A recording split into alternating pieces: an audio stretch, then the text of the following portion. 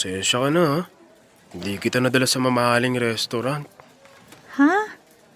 Ano ka ba? Okay lang yun. Hindi naman ako maselan. Tsaka, kahit hindi to fine dining, mahal pa rin to. Pinaghirapan mo pa rin ang pambayad, di ba? Salamat sa pag-appreciate. Pero huwag ka mag-alala. Sa mga susunod nating date, dadalhin pa kita sa mas mamahaling restaurant. Nako, huwag kang ma-pressure.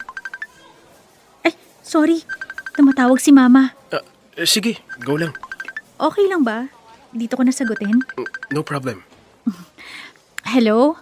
Ma? Yes po. Next weekend? Pwede naman po.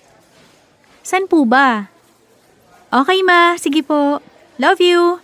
I'll see you, Ma, ha? See you? Hindi ba kayo magkasama ng mama mo sa iisang bahay? Ah, hindi. Hindi ko kasi siya mama. Like, biological mama. Ah, tita mo? Hindi rin. JM. Baka ma-turn off ka sa sasabihin ko.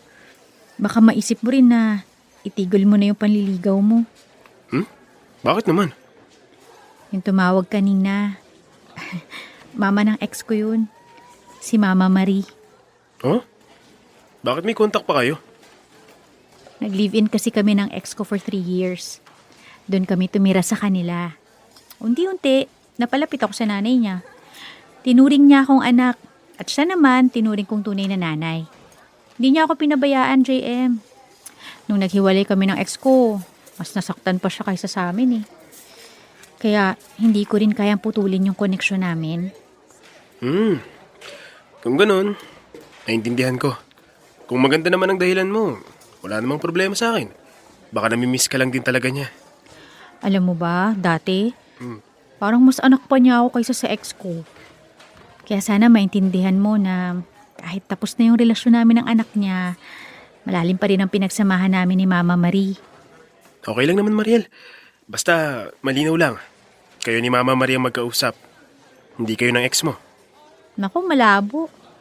Malayong mangyari yun.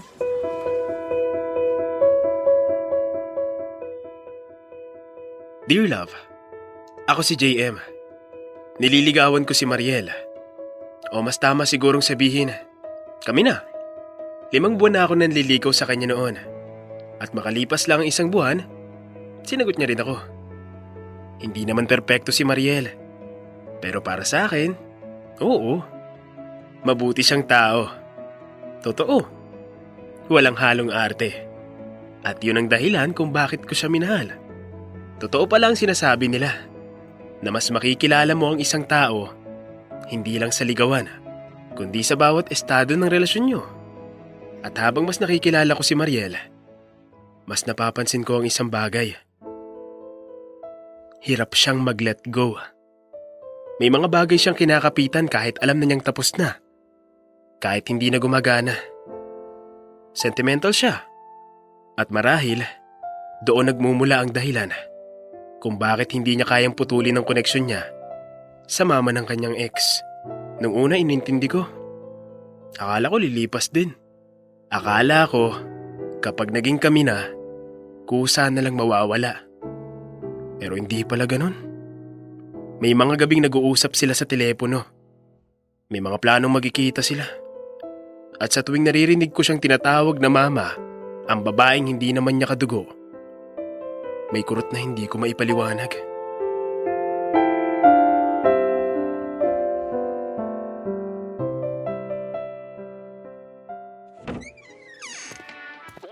Babe, nasaan na yung tuwalya na lagi nakapatong dito? Alin babe? Yung brown? Puti yun, babe. Ah, yung nasa estante? Oo, yung nandun lang lagi.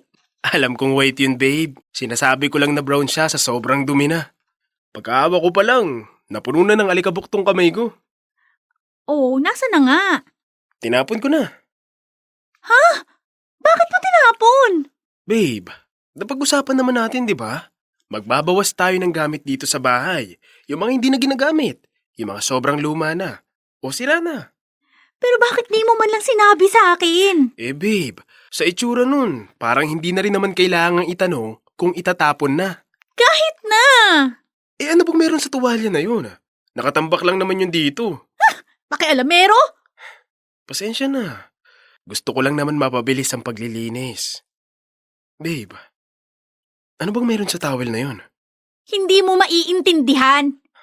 Hindi lahat ng bagay kailangan itapon kahit mukhang wala na yung silbi para sa'yo. Babe, saan ka pupunta? Lalabas muna ako. Mariel, sandali!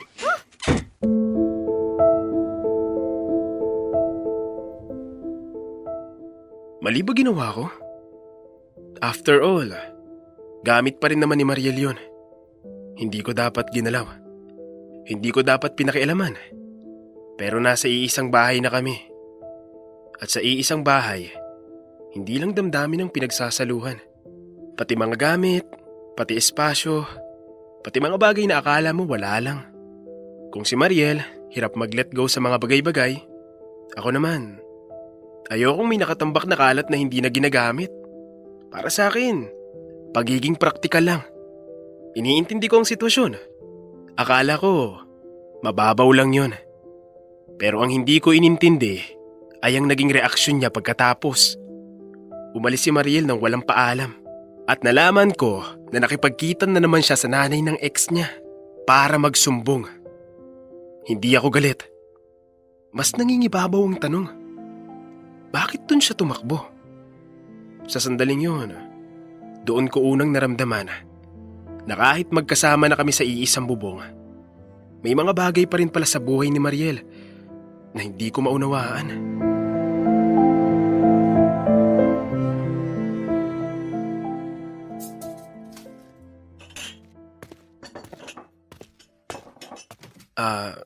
Babe, andito ka na pala.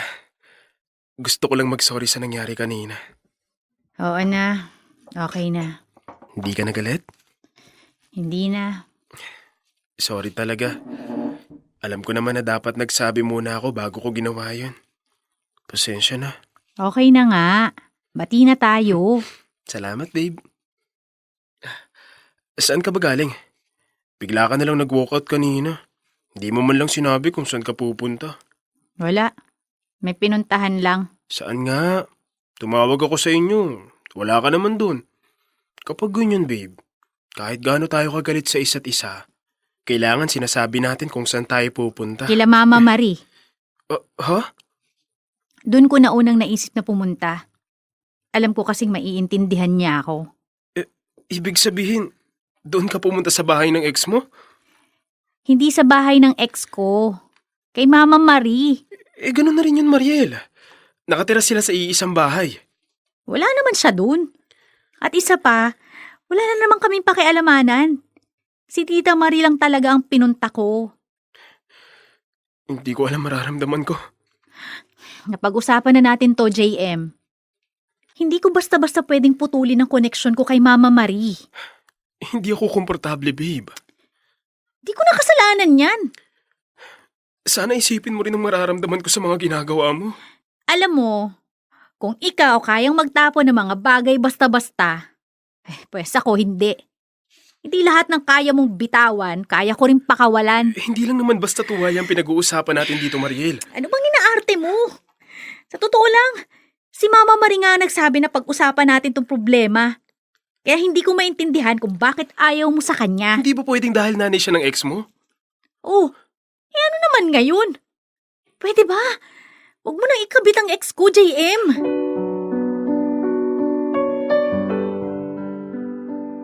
Hindi ko rin alam kung ano ang magiging epekto nun sa kalaunan.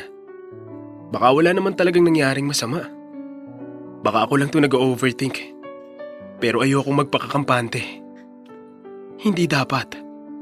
Dahil minsan, ang mga problemang pinapalagpas mo, doon nagsisimulang lumaki. May mga sandaling pakiramdam ko, unti-unti akong nawawalan ng respeto. Na kailangan pa niyang tumakbo sa iba para makaramdam ng pag-unawa. Pero may mga araw din na iniisip ko, baka kailangan ko lang habaan ang pasensya ko. Na baka ito ang kahulugan ng pagmamahal. Ang umintindi, kahit masakit. Pero hindi habang buhay kayang magtimpi ng isang tao Hindi lahat ng nauunawaan dapat palaging tinatanggap.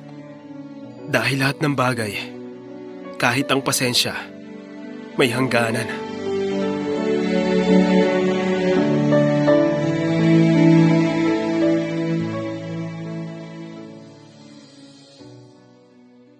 Babe, kain na. Sarap ng ulam ah. Adobong baboy with egg. Siyempre, specialty ko yan. Babe, parang medyo matigas pa yung baboy. Parang dapat pinakuluan mo muna ng mas matagal. Aba, anong alam mo sa pagluluto, babe? Ngayon ko lang narinig yan ah. Tinuro kasi sa akin yan ni Mama Marie. Noong nakaraang linggo. Nagkita kayo? Tumaan lang ako saglit sa kanila. Ganun ba? Bakit hindi ka man lang nagsabi sa akin? Saglit lang naman yun. Hindi rin nagtagal. Biglaan kasi. May invite si Mama Marie. Invite? Saan naman? May outing daw sila. Sinasama nga ako. Anong sagot mo? Sabi ko, titingnan ko. Sino mga kasama? Buong pamilya, syempre. Di kasama ang... Babe, wala kang dapat ipag-alala. Si Mama Marie lang talaga ang kausap ko. Patingin nga ng phone mo. Babe, akin na yan. Diba sabi natin, walang pakialamanan ng phone? Anong nangyari sa privacy? Sandali lang. May babasahin lang ako. Babe naman! Sumama ka na, Mariel. Baka sakaling sa outing, magkaayos pa kayo ng anak ko. Naniniwala ako na mahal niyo pa ang isa't isa. Ano to? Ha? Mariel! Pati mga personal na ginagawa natin dito sa bahay, sinasabi mo sa kanya? At pinag-uusapan pa niya tayo. Pinagtatawanan tayo. Nakakahiya! Babe naman, wala lang yan. Ganyan lang talaga si Mama Marie. Hindi, Mariel! Klaro na ngayon. Ang pakay niya ay pag-ayusin kayo ng ex mo.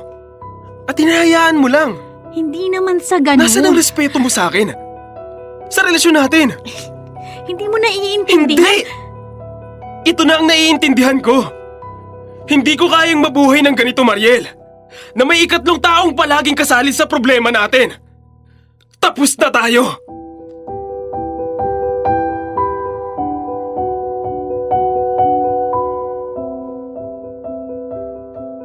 Dear love, mahaba ang pasensya ko.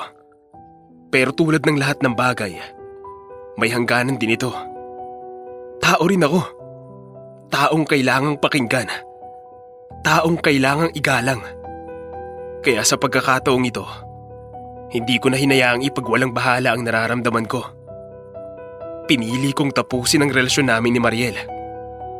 Hindi niya ako hinabol. Hindi rin niya ako sinubukang pigilan. Mas pinili pa rin niyang kausapin ang Mama Marie niya. Masakit. Oo. Pero sa ngayon, payapa ako sa naging desisyon ko. May mga gabing sumasagi pa rin sa isip ko. Baka kaya hindi niya kayang putulin ang koneksyon niya kay Mama Marie ay dahil may naiiwan pa siyang pagmamahal para sa anak nito. Hindi ko na hinanap ang sagot. Dahil may mga tanong na kahit sagutin, hindi na rin magbabago ang desisyon. At sa'yo, Mariel, mama mo,